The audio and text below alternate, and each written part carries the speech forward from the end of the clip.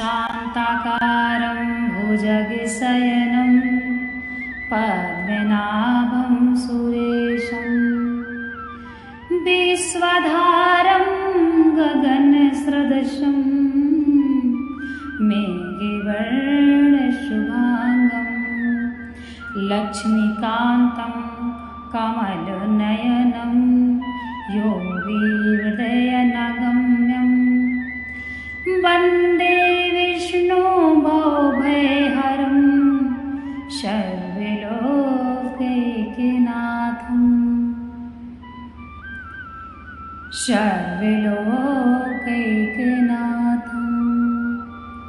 श्रीमद्भागवत गीता। कृष्णाय वासुदेवाय हरये परमात्मने प्रणतः क्लेशनाशाय गोविन्दाय नमो नमः। गोविन्दाय नमो नमः।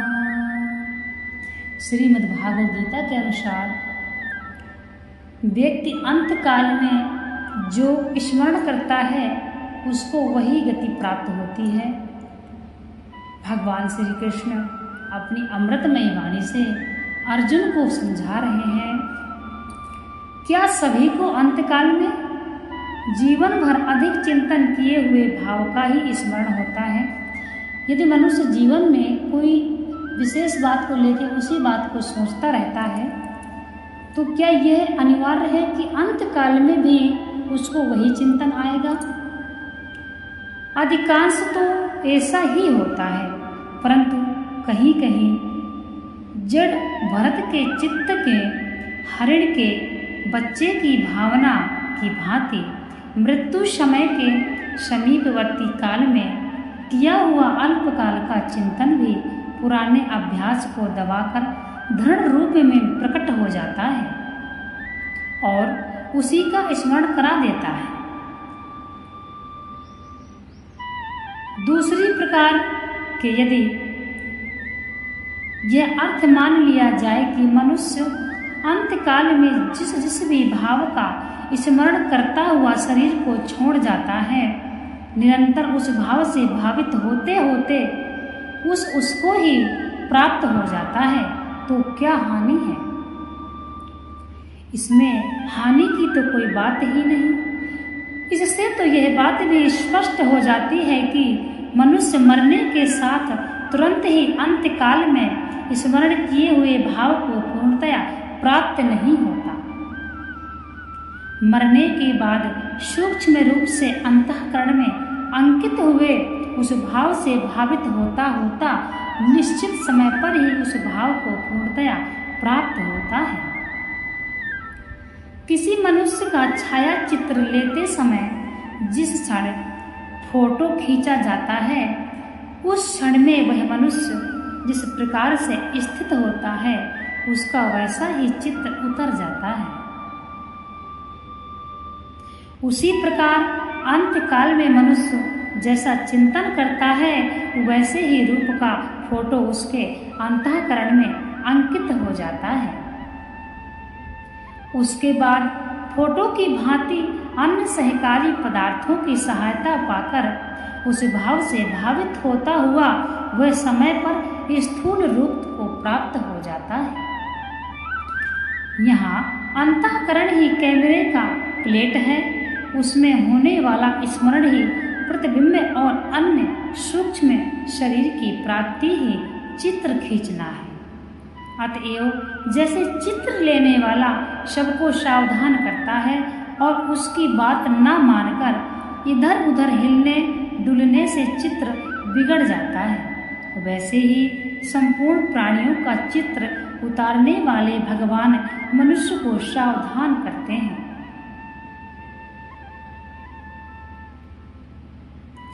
इस प्रकार से तुम्हारा फोटो उतरने का समय अत्यंत समीप है, पता नहीं वह अंतिम क्षण कब आ जाए। इसलिए तुम सावधान हो जाओ, नहीं तो चित्र बिगड़ जाएगा। यहाँ निरंतर परमात्मा के स्वरूप का चिंतन करना ही सावधान होना है और परमात्मा को छोड़कर अन्य किसी का चिंतन करना ही अपने चित्र को बिगाड़ना है। अंत काल में जिसका स्मरण करते हुए मनुष्य मरता है उसी को प्राप्त होता है। अंत काल में प्रायः उसी भाव का स्मरण होता है जिसका जीवन काल में अधिक स्मरण किया जाता है। यह निर्णय हो जाने पर भगवत प्राप्ति चाहने वाले के लिए अंत काल में भगवान का स्मरण रखना अत्यंत आवश्यक हो जाता है और अंतकाल अचानक ही कब आ जाए इसका कुछ पता नहीं है। अतएव अब भगवान निरंतर भजन करते हुए ही युद्ध करने के लिए अर्जुन को आदेश करते हैं। इसलिए हे अर्जुन, तू सब समय में निरंतर मेरा स्मरण कर और युद्ध भी कर। इस प्रकार मुझ में अर्पण किए हुए मन और बुद्धि युक्त होकर तू निसंदेह मुझको ही प्राप्त होगा। यहाँ तस्मात् पद का क्या अभिप्राय है? उपरोक्त 2 श्लोकों में कहे हुए अर्थ के साथ इस श्लोक का संबंध दिखलाने के लिए यहाँ तस्मात् पद का प्रयोग किया गया है। अभिप्राय यह है कि यह मनुष्य शरीर क्षणभंगुर है, काल का कुछ भी भरोसा नहीं है तथा जिसका अधिक चिंतन होता है वही भाव अंत में स्मरण हो जाता है। यदि भगवान का स्मरण निरंतर नहीं होगा और विषय भोगों का स्मरण करते ही शरीर का वियोग हो जाएगा तो भगवत प्राप्ति का द्वार रूप यह मनुष्य जीवन व्यर्थ ही चला जाएगा। इसलिए निरंतर भगवान का स्मरण करना चाहिए। यहाँ भगवान ने जो अर्जुन को सब काल में अपना स्मरण करने के लिए कहा सो तो ठीक है, किंतु युद्ध करने के लिए कहने का क्या अभिप्राय है?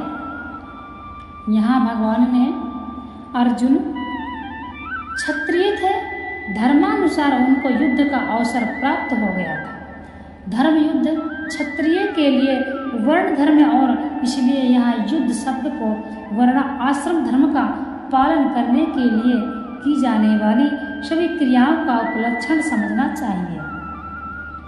भगवान की आज्ञा समझकर निष्काम भाव से वर्ण आश्रम धर्म का पालन करने के लिए जो कर्म किए जाते हैं उनसे अंतःकरण की शुद्धि होती है।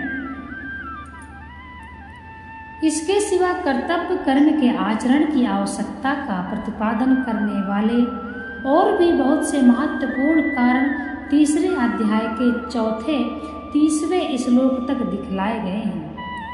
उन पर विचार करने से यही सिद्ध होता है कि मनुष्य को वर्ण आश्रम धर्म के अनुसार कर्तव्य कर्म अवश्य ही करने चाहिए। यही भाव दिखलाने के लिए यहाँ युद्ध करने का कहा गया है। जब भी अंत समय में कोई व्यक्ति जिस चिंतन को स्मरण करता है, जिस बात को याद करता है, उसको उसी प्रकार से उसी से संबंधित योनि प्राप्त हो जाती है।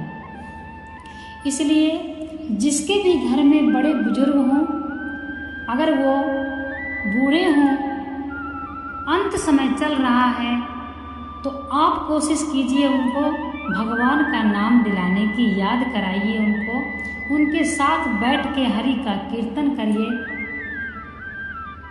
ताकि उस समय आपका और उनका भी कल्याण हो और आपके जो पूर्वज उनको भी मोक्ष प्राप्त हो। इस प्रकार से बड़े ही सुंदर ढंग से भगवान श्री कृष्ण अर्जुन को समझाए हैं। समझने के लिए गीता में बहुत कुछ है, अनंत है, अखंड है, अथाह है गीता।